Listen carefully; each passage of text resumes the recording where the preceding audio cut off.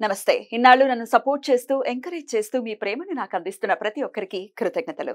అలాగే ఈ వీడియో కూడా ఖచ్చితంగా మీకు ఉపయోగపడుతుంది. లైక్, షేర్ అండ్ సబ్స్క్రైబ్ చేసి మీ సపోర్ట్‌ని నాకు అందించండి. అలాగే ఈ వీడియో పట్ల మీకున్న అభిప్రాయాన్ని కామెంట్ సెక్షన్‌లో కామెంట్ చేసి తెలియజేయండి. ఇప్పుడు వీడియోని చూద్దాం. నమస్తే, వెల్కమ్ టు అవర్ ఛానల్. నేను పద్మిని. ప్రస్తుతంతో పాటు ప్రముఖ ఆధ్యాత్మికవేత్త, ప్రముఖ న్యూమరాలజిస్ట్, లక్ష్మీ నరసింహస్వామి ఉపాసకురాలు శ్రీమతి స్రవంతి గారు మనతో పాటు ఉన్నారు. మాట్లాడదాం. నమస్తే అక్క.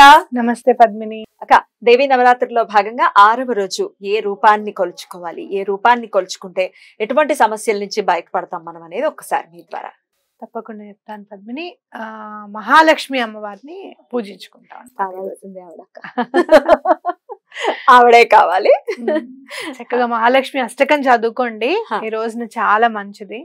అయితే ఐశ్వర్యం, ఎలాంటి ఐశ్వర్యం కావాలి మనకి? ప్రశాంతంగా ఉండాలి. ఆ ఐశ్వర్యం ఉంది కదా అని చెప్పి భయపడుకుంటూ ఉండకూడదు. అలాగే అలా ఆ ఐశ్వర్యాన్ని పిల్లలు కి మాకుంది కదా అనే గర్వాన్ని ఇవ్వకుండా ఉండాలి. ఆ ఐశ్వర్యం కానీ ఇవ్వకుండా ఉంటుందా అక్క? అలా అమ్మవారి సంకల్పం ఉంటే, ఎంతసేపు ఆవిడ అనుగ్రహం ఉంటే అలాంటి ఐశ్వర్యమే వస్తుంది చక్కగా. అవునా? కానీ ఎంతో కొంత ఎక్కువ ఉంటే మాత్రం మీరు అన్నట్టుగా భయం అయితే ఉంటుంది. అలాంటి ఐశ్వర్యం ఎవరి దగ్గర చూసానో తెలుసా? నేను అబ్దుల్ కలాం గారి దగ్గర చూసాను. అలాంటి ఐశ్వర్యం టాటా గారి దగ్గర చూసాను. సరస్వతి ఐశ్వర్యం.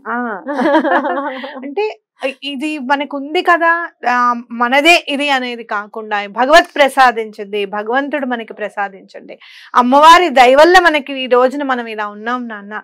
ఈ ఐశ్వర్యం నలుగురికి ఉపయోగపడాలి. నీకు నువ్వెంత అట్టు పెట్టుకోవాలి నువ్వు చూసుకో. అలాగే ఇప్పుడు పిల్లలకి నేర్పించాల్సింది ఏంటి అంటే, ఆన్లైన్లో గేమ్స్ ఆడకుండా ఉండాలి, షేర్స్ మార్కెట్లో ఎక్కువగా డబ్బు పెట్టకుండా ఉండాలి, ఈజీ మనీ నీకు వద్దు, నీకు అవసరం లేదు అనేది ఖచ్చితంగా మనం చెప్పాలి, నేర్పించాలి. అలా మనకి ఎవరైనా ఫోన్ చేస్తారు, మీరు ఇందులో పెట్టండి, అందులో పెట్టండి, మీకు చాలా వచ్చేస్తుంది అని చెప్పి మల్టీ లెవెల్ మార్కెటింగ్ అవన్నీ ఉంటాయి. ఈ చైన్ సిస్టమ్ కూడా ఒకటి ఉంటుంది. మీరు జాయిన్ అవ్వండి, ఇంకో ఇద్దరిని జాయిన్ చేయించండి. అప్పుడు అది ఎవరైనా చెప్తే మేము అలాంటి వాటి జోలికి వెళ్ళమండి అనే ధైర్యంగా, మొహమాటం లేకుండా చెప్పే ఐశ్వర్యం కావాలి. ఎగ్జాక్ట్లీ. అలాగే ఎవరైనా వచ్చి మాకు సంతకం పెట్టండి అని అంటే గనక, నా వెనక నా ఫ్యామిలీ ఉంది, నేను పెట్టను బాబు సంతకం, నీకు కావాలంటే 1000 రూపాయలు తీసుకో, ఇంతకు మించి నేను సహాయం నేను చేయలేను అని చెప్పే మొహమాటం లేని ఐశ్వర్యం కావాలి, ధైర్యం కావాలి. కాబట్టి ఇలా అమ్మవారిని మనం పూజించాలి. మనం ఎవరిని మోసం చేయకూడదు, ఎవ్వరు మన దగ్గరికి మోసం చేసేవాళ్ళు రాకూడదు. నా జీవితం నుంచి నేను దండం పెట్టుకునేది, ప్రతిరోజు ఇదే పెట్టుకుంటా అమ్మవారికి. అమ్మ మోసం అనేది ఏమన్నా ఉంటే గనక అది రానియకమ్మ మా దగ్గరికి అని చెప్పి దండం పెట్టుకుంటాను. కాబట్టి అలాగే అమ్మవారిని మనం నవదుర్గల్లో కాత్యాయని అమ్మవారిగా మనం పూజించుకుంటాం. మరి కాత్యాయని అమ్మవారు ఏమిస్తారయ్యా మనకి అని అంటే, ప్రశాంతమైన జీవితం మనకి రావాలి అంటే గనక పిల్లలకి చక్కని వరుడు, చక్కని వధువు దొరకాలి మన పిల్లలకి. కాబట్టి పిల్లల చేత దండం పెట్టిస్తే మంచి వరుడు దొరుకుతాడు. మా పిల్లలకి ఏమి సంబంధాలు ఏం చూడట్లేదండి, అయ్యో వాళ్ళు ఎన్నుకున్నా కూడా రేపు పొద్దున్న ఇప్పుడున్న పరిస్థితుల్లో మంచి వాళ్ళని ఎన్నుకునే అవకాశం దొరుకుతుంది. 3-4 ఏళ్లకైతే చేస్తాంగా, ఇవాళ చెయ్యం, 4-5 ఏళ్లకైతే చేస్తాం కదా. ప్రతి సంవత్సరం అమ్మవారికి దండం పెట్టించండి, మంచి వరుడు రావాలి అని చెప్పి తప్పకుండా దండం పెట్టించండి. ఇప్పుడు మనం చూసుకుంటే గనక దశమహావిద్యల్లో చూస్తే గనక త్రిపుర భైరవి అమ్మవారిని చూస్తాం. మీరు శ్రీచక్రంలో మేరువు పైన బిందువు అనేది మహాలక్ష్మి అమ్మవారి స్థానం. ఆ కేంద్ర బిందువే త్రిపుర భైరవి అమ్మవారు కూడా. అంటే అమ్మవారు మీకు బ్రహ్మకి ఒక పని ఇచ్చినా, విష్ణువుకి ఒక పని ఇచ్చినా, లేదంటే ఈశ్వరుడికి ఒక పని ఇచ్చినా కూడా మిగతా మొత్తం అసలు మెయిన్ హోల్డ్ చేసేది త్రిపుర భైరవి అమ్మవారు. కాబట్టి ఏదైనా కూడా సృష్టిని రచించడానికి కానివ్వు, పాలించడానికి కానివ్వు, లయం చేయడానికి కానివ్వు అమ్మవారే కేంద్ర బిందువు. ఆ అమ్మవారి పాదాలు పెట్టుకుంటే గనక మిగతావన్నీ కూడా మనకి అనుగ్రహంగా ఉంటాయి, అమ్మవారి అనుగ్రహంగా మనం పొందగలుగుతాము అనేది ఖచ్చితంగా చెప్పుకోవచ్చు అనమాట. అంటే మానసిక ప్రశాంతత కానివ్వు, ఐశ్వర్యం కానివ్వు మహాలక్ష్మి అమ్మవారే మనకి ఇవ్వాలి. అయితే ఎవరు మనని త్రిపుర భైరవి అమ్మవారు పూజిస్తే కనుక మనకి ఏం లభిస్తుంది అంటే ఆరోగ్యం కూడా చేకూరుతుంది. ఎందుకంటే రవిని పరిపాలిస్తారు, సూర్యుడిని పరిపాలిస్తారు అమ్మవారు. కాబట్టి మన జాతకంలో ఎటువంటి ప్రాబ్లం ఉన్నా, హెల్త్ ప్రాబ్లం ఉంటే కనుక, మాకు మా నాన్నకి అసలు పడదండి, మా నాన్న చాలా మంచివాడు, నాకే విలన్ అంటారు అని చెప్తూ ఉంటారు కొంతమంది. సూర్యుడిని పరిపాలిస్తారు అమ్మవారు కదా, మనకి ఆరోగ్యం చేకూరాలి, జాతకంలో ఎటువంటి ప్రాబ్లం ఉంది, లేదంటే ఒక్కొక్కసారి చెప్తూ ఉంటారు మా నాన్నగారు నాకు ఒక్కరికేనండి విలను, అందరితోనూ చక్కగా మాట్లాడతారు. ఇలాంటివి ఏమన్నా బాధలు ఉన్నాయి, ఇంట్లో పెద్దవాళ్లతో మీకు ఇబ్బందులు ఉన్నాయి అని అంటే కనుక త్రిపుర భైరవి అమ్మవారికి ఒక దండం పెట్టండి.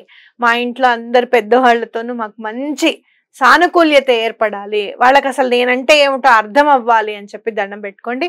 తప్పకుండా ఆస్తి తగాదాలు కూడా ఉంటాయి ఇళ్లలో, అలాంటి తగాదాలన్నీ కూడా సాల్వ్ అయిపోతాయి అన్నమాట. అలాగే అమ్మవారికి గులాబీ రంగు చీరని ప్రసాదించాలి. లాస్ట్ టైం నీకు కూడా గులాబీ రంగు ఇచ్చాను. అవునక్క, లక్ష్మీదేవిది మననే కట్టుకున్నా మళ్ళీ రుబ్బేయడమే దాన్ని అయితే. అసలు గులాబీ రంగు అవును, అమ్మవారికి చాలా ఇష్టం. అలాగే మీరు చేస్తే కనుక పూర్ణాలు, పూర్ణం బూరెలు అంటే అమ్మవారికి చాలా ఇష్టం. ఎలా అయితే పూర్ణం ఇంగ్లీష్ వాళ్ళు అడిగారు ఇది ఎలా లోపలికి వెళ్ళిందని చెప్పి, అలా బ్రహ్మాండంలో మనం ఎలా ఒదిగి ఉండాలి, అమ్మవారిలో మనం చేసే ప్రసాదం కూడా చూడు ఎంత రిలేటెడ్ గా ఉంటుందో, ఎలా ఒదిగైతే ఉంటామో పూర్ణం, మళ్ళీ దేని టేస్ట్ అది మిక్స్ అవ్వదు చూడు, రెండు ఉన్నప్పుడు దేని దానికి సెపరేట్ గా అలానే మనం అమ్మవారి ఒడిలో కూడా ఉండాలి అని చెప్పి దండం పెట్టుకుంటూ పూర్ణాలు, అలాగే రవ్వ కేసరి అయినా తప్పదు, ఎందుకంటే మీరు తప్పులేదు రవ్వ కేసరి అయినా కూడా, ఎందుకంటే మనం సూర్యుడిని పరిపాలించే దేవత త్రిపుర భైరవి అని చెప్తున్నాం కాబట్టి గోధుమ నూకతో చేసే రవ్వ కేసరి అమ్మవారికి ప్రసాదంగా పెట్టుకోవచ్చు అన్నమాట. ఏ పువ్వులతో అమ్మవారిని అర్చించమంటారు? గులాబీ పువ్వులు చాలా ఇష్టం అమ్మవారికి. మీకు సెంటు గులాబీ అని దొరుకుతుంది, మీరు చూస్తే కనుక ఇట్లా ఇట్లా పెద్దగా ఉండి కొంచెం నొక్కేసినట్టుగా ఉంటుంది అనమాట పువ్వు, సెంటు గులాబీ అంటారు దాన్ని. అవి పెడితే అమ్మవారికి చాలా ఇష్టం అనమాట. బ్యూటిఫుల్, చాలా అద్భుతంగా వివరించారక్క.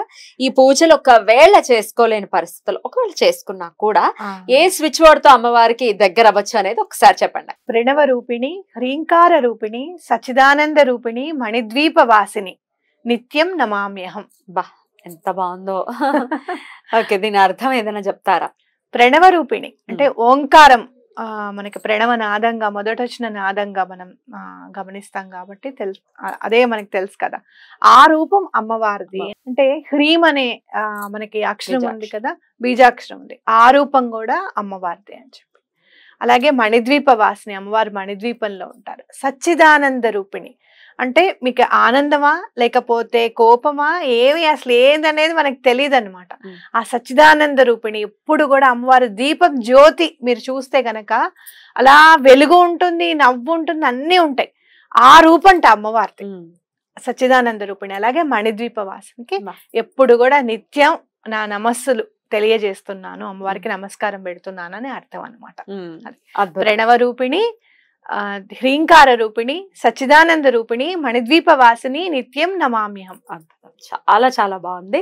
ఇది ఇంకా పూజ చేసుకోనియండి, చేసుకోనియకపోనియండి, ఎవరైనా చదువుకోవచ్చు కదా? ఎవరైనా చదువుకోవచ్చు. ఎన్నిసార్లు చదవమంటారు? 108 సార్లు చదవమని చెప్తాను. 108 సార్లు చక్కగా చదువుకోండి. అమ్మవారు అసలు ఒక్కసారి చదివిన తర్వాత అమ్మవారి ప్రెజెన్స్ తప్పకుండా మీ ఇంట్లో మీరు గమనిస్తారు. ఆ కూల్ బ్రీజ్ అనేది తప్పకుండా తెలుస్తుంది మీకు. రైట్ అక్క.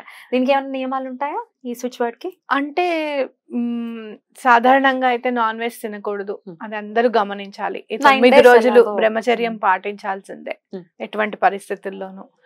మా వాళ్ళు తింటారమ్మా మేము వండొచ్చా అంటే అట్లాంటివన్నీ పెట్టుకోవద్దు అసలు పొరపాటున కూడా. ఉల్లిపాయ వెల్లుల్లిపాయ కూడా తినకూడదు. ఇవన్నీ ఈ 9 రోజులు పాటించాల్సిన నియమాలు అనమాట. రైట్ అక్క. సో ఈ నియమాలు పాటించాలి. బ్రహ్మచర్యం, నాన్ వెజ్ తినకపోవటం ఇవందరూ డెఫినెట్ గా చేయాల్సింది. ఇంట్లో వండటానికి కూడా వీల్లేదు. అసలు వెరీ మచ్ అక్క. నమస్తే.